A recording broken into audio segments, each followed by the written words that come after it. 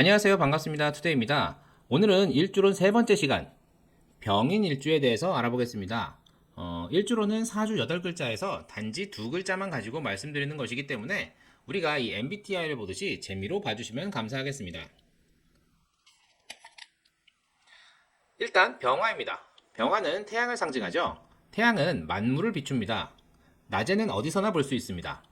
태양이 나타나면 누구나 알 수 있습니다. 그만큼 이 병화 일간은 존재감이 큽니다. 병화 일간은 태양이기 때문에 만물을 비추길 원합니다. 사람들 사이에서 주목받고 이끄는 것이 병화의 소명인데요. 그런 병화가 이 인목 위에 앉았어요. 사실 병화는 만물을 비추는 것이 소명인데 말이죠. 이 다른 일간 입장에서는 병화는 정말 소중한 존재예요. 특히 이 간목에게 있어서는 이 지향점입니다. 나무는 태양을 향해 자라지 않습니까?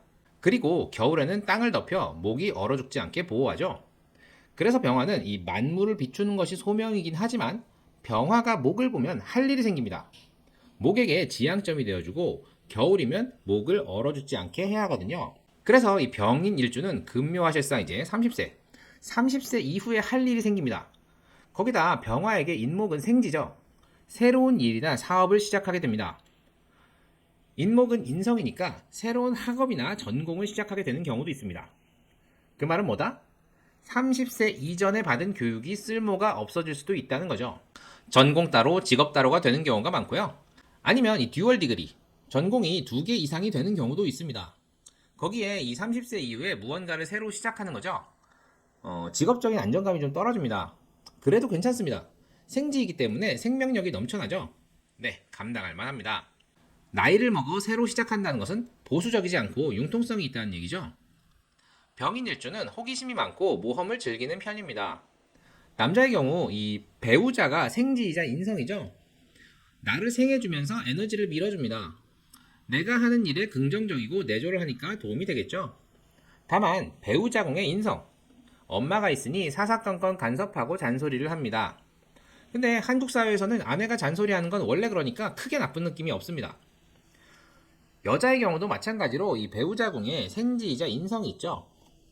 기본적으로 나를 밀어주니 전업주부보다는 직장 생활을 할 가능성이 높습니다.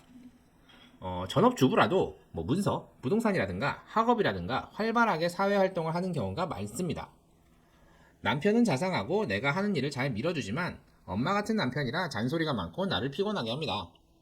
그리고 남녀 공이 각방을 쓰는 경우가 많습니다. 이는 역마의 글자이기 때문에 이 사이가 좋지 않아서라기보다는 어쩔 수 없이 바빠서라는 느낌이 강합니다. 그래도 엄마 같은 배우자이기 때문에 둘의 사이가 나쁘지 않습니다. 남녀 공이 이 인목을 깔면 소화기관에 문제가 발생할 수 있습니다. 스트레스성 위염이나 과민성 대장 증세가 나타날 수 있습니다. 형충의 합을 보면 일단 인사신 삼형살을 말씀드릴 수가 있습니다. 인사신 삼형살은 흔히 배신사와 연관이 많은데 배신을 하거나 당하게 됩니다. 원인과 결과가 명백하고요. 동업관계나 금전 부분에서 배신을 하거나 당하는 경우가 발생할 수 있습니다.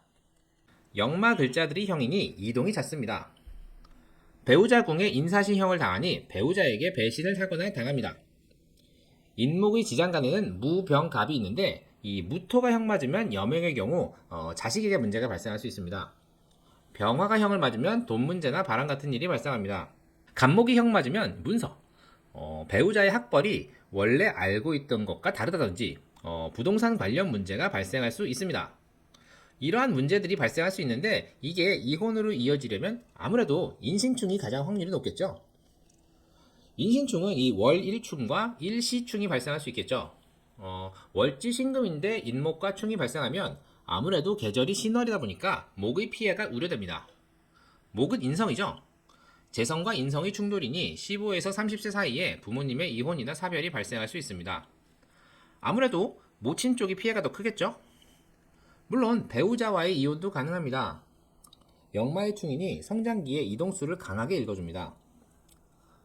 일시충의 경우는 시지에 신금이 있는 경우겠죠? 신금의 지장간에는 무임경이 있습니다. 신금에 임수, 경금 이렇게 재관이 다 있고 인목에는 무병갑, 비견과 인성이 있으니 30에서 45세 사이에 남녀 공이 이혼수를 강하게 읽어주고요. 동업자의 배신으로 인한 금전적인 손실이나 관제수를 읽어줄 수 있습니다. 시지를 충하니 자식에게 문제가 발생할 수 있겠네요. 원국에 인신충이 없더라도 유년에서 신금이 들어올 수도 있잖아요. 네, 그럴 경우 신년이죠. 이동수를 강하게 읽어줍니다. 인사시는 원인과 결과가 명백하기 때문에 그해 2월부터 이동의 기미가 스물스물 보이다가 4월이나 10월이 되면 이동하게 되는 경우가 많습니다. 이동을 하지 않는다면 배신사를 읽어주니 배신을 하거나 당하는 경우가 발생하는데요. 그것도 인월부터 기미가 보이다가 4월이나 신월에 확실해집니다. 오늘은 이 병인 일주에 대해 알아봤는데요. 다시 한번 말씀드리지만 일주로는 4주의 MBTI 정도로 재미로 즐겨주시면 좋겠습니다. 도움이 되셨나요? 도움이 되셨다면 구독과 좋아요, 알림 설정 꼭 부탁드립니다. 그럼 이만 마치도록 하겠습니다. 감사합니다.